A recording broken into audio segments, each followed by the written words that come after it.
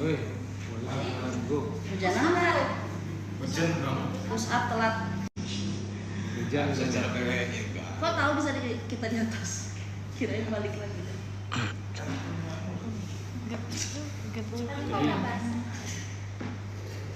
Yuk. Oke. Baru mau wawancara. Iya. Langsung aja nunggu Agung. Belum mulai. Yang pertama terkait imbauan Kemendagri itu dulu ya Bang. iya. Itu kan Kemendagri meminta semua kepala daerah untuk mulai mengantisipasi bencana hidrometeorologi Bang. Kalau untuk Lampung sendiri mungkin kesiapannya sendiri sejauh ini seperti apa Bang?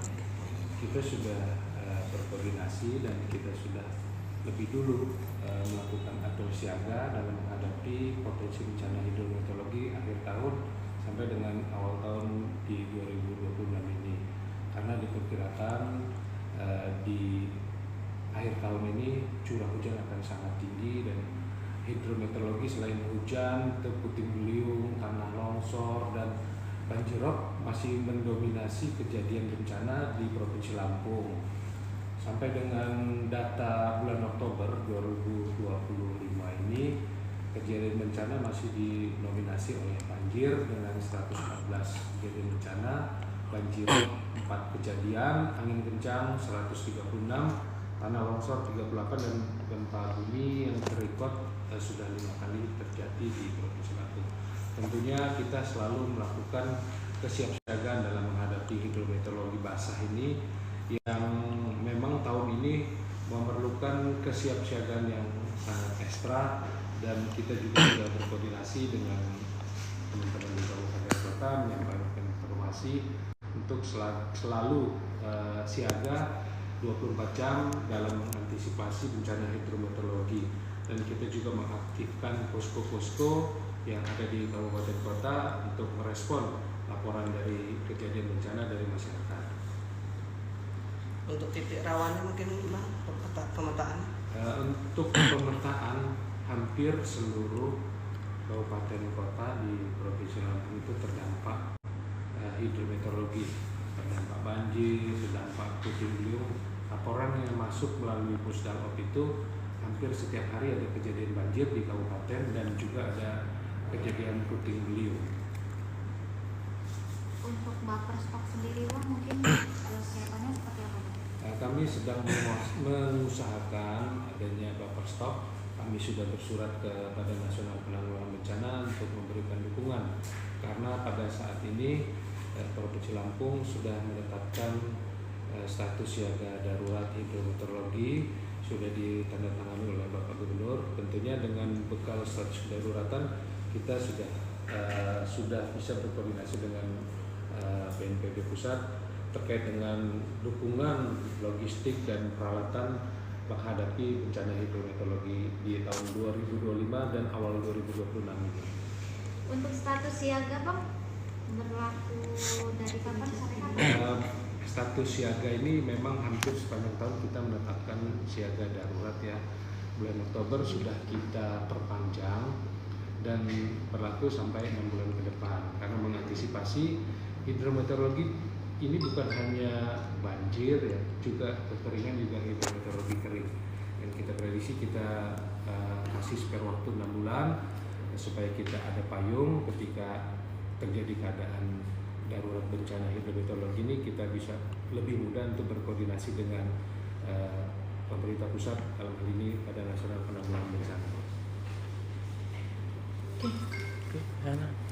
Emang jalan ke sana. Apa nih? Sana. Masuk OMC kemarin itu ya Bang? Ya salah satunya OMC ya. Gue jelasin lagi nih. Ini udah koordinasi juga.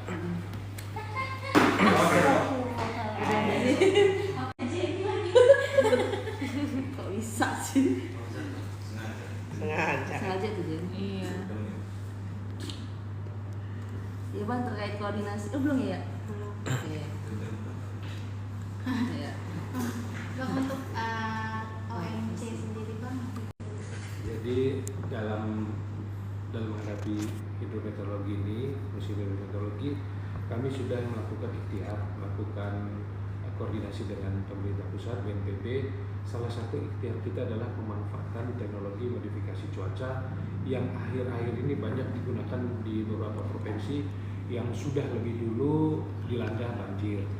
Kita sudah merasakan manfaat dari OMC ini pada awal tahun 2025. Kita terjadi banjir besar di beberapa kabupaten dan kota. Dengan melakukan OMC selama 5 hari, kita bisa meminimalisir dampak yang luas dari bencana tersebut. Dan kita melihat potensi yang besar terhadap bencana hidrometeorologi di akhir tahun dan awal tahun ini. Kita sudah bersurat ke BNPB untuk minta fasilitas operasi modifikasi cuaca ketika ada curah hujan yang sudah di atas normal dan kejadian banjir sudah di beberapa wilayah kabupaten kota. Insya Allah sudah direspon, tapi kita tetap berdoa semoga Lampung tetap dalam kondisi yang aman-aman aja dari dampak bencana hidrometeorologi ini. Tapi langkah kesiapsiagaan sudah kita lakukan, persiapan sudah kita termaksud koordinasi dengan teman-teman di pusat dan juga di kabupaten kota. Sekarang ini kan beberapa hari ini kan hujan terus ya Bang, itu normal berarti ya Bang? Ya masih normal ya. Tapi nanti ada rilis BMKG nanti kasih ya sekalian ya. Sebenarnya kalau belakangan ini sudah mulai kan perubahan trennya itu mulai dari bulan ini Oktober dan November ini, tapi bertahap sebenarnya. Kemungkinan puncaknya itu ada Desember hingga Januari. Yuk kita ke situ.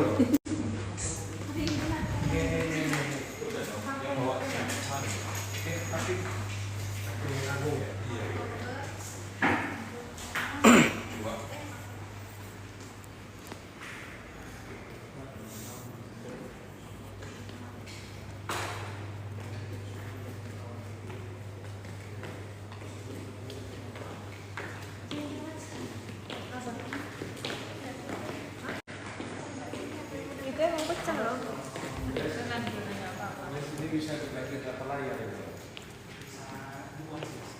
Iya, apa dulu? Bisa lebih banyak.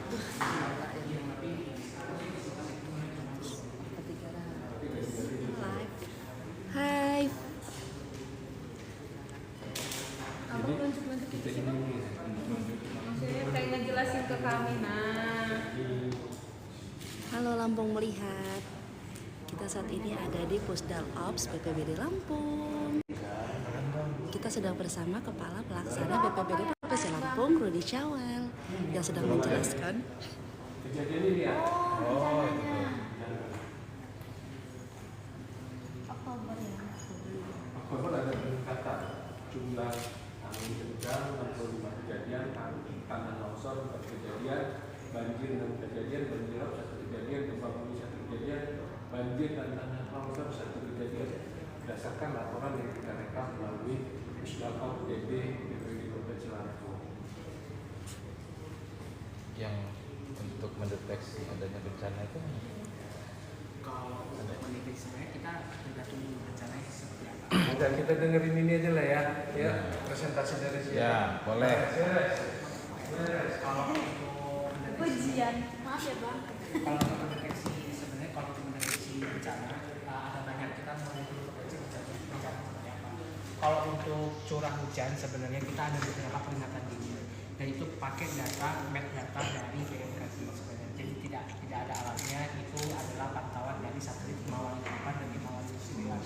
Nah, dari data BMKG tersebut sebenarnya kan BMKG juga mengeluarkan data jadinya, tapi kita mencoba memproses data sendiri sehingga kita bisa langsung melemparkan peringatan dini seperti itu. Untuk peringatan dini sebenarnya bisa diakses di web yang paling atas, bisa di scroll di web yang paling atas atau bisa di follow di Instagram kita untuk peringatan dininya seperti itu. Bang, tadi kalau untuk hujan itu sudah dimulai di November. nanti saya masuk komplit ya. Kan tadi hujan sudah mulai di November ini kan. Nah itu ini kan masih normal nih, masih normal atau sudah? Sebenarnya ini kita jangan menganggap transisi dari pindah kering ke hujan itu hanya dari suatu bulan, transisi sebenarnya. Nah kalau misalnya kalau Mbak lihat itu kan dia rendah-rendah ya, dari paling tinggi kan Januari kan tinggi tuh sebenarnya, terus juga ke rendah itu tuh udah musim-musim kemarau lah sebenarnya, walaupun tahun ini sebenarnya nggak terlalu kemarau banget tuh. Nah terus juga mulai dari September itu mulai naik lagi tuh, yang lain yang biru terang itu tuh banjir itu mulai naik lagi dari Agustus kalau bisa di scroll, sorry ya masih bisa nggak tolong ini, maaf ya. Nah kalau misalkan kita lihat dari scrollnya itu bulan Agustus, dari Agustus itu banjirnya 11 kejadian, sebenarnya lebih rendah daripada bulan Juni. Di bulan September bisa di scroll lagi, nah itu 11 kejadian. Nah udah mulai bertahap nih dari Agustus ke September. Pas di bulan Oktober, nah ini udah mulai transisi untuk masuk ke musim penghujannya. Kalau masuk musim penghujan, nggak selalu harus dengan banjir yang terus-terus kejadian. Bisa jadi karena musim masuk ke La Nina, itu kan angin dari Eropa kan angin dinginnya, kita dapat ke bagian dinginnya doang karena kita nggak ada saljunya.